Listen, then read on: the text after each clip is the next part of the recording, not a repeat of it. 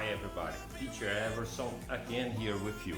And in today's video, I'm gonna tell you, in my opinion, what's the best grammar, English grammar for you to follow, for you who wants to learn more English grammar, so which is essential.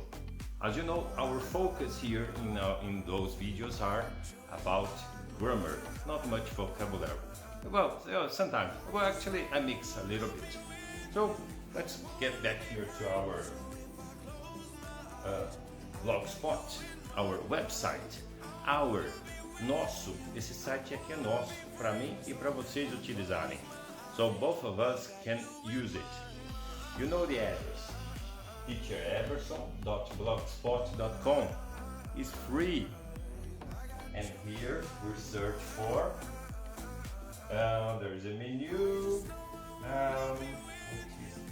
tempos verbais, resumo, tempos verbais, verbal tenses, so it summarizes everything, okay?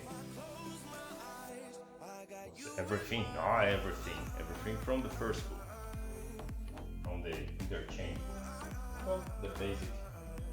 So what the basic student should know is here.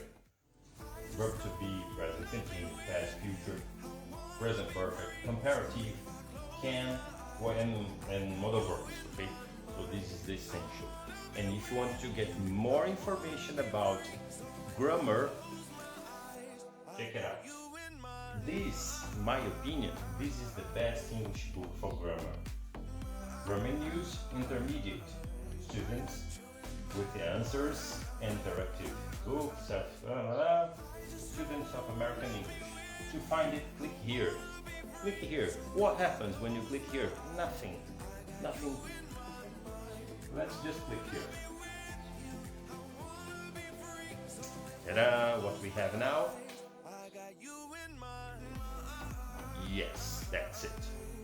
So grammar in use. So this is what we have. The book I use is a reference book. So it's a very interesting, very important.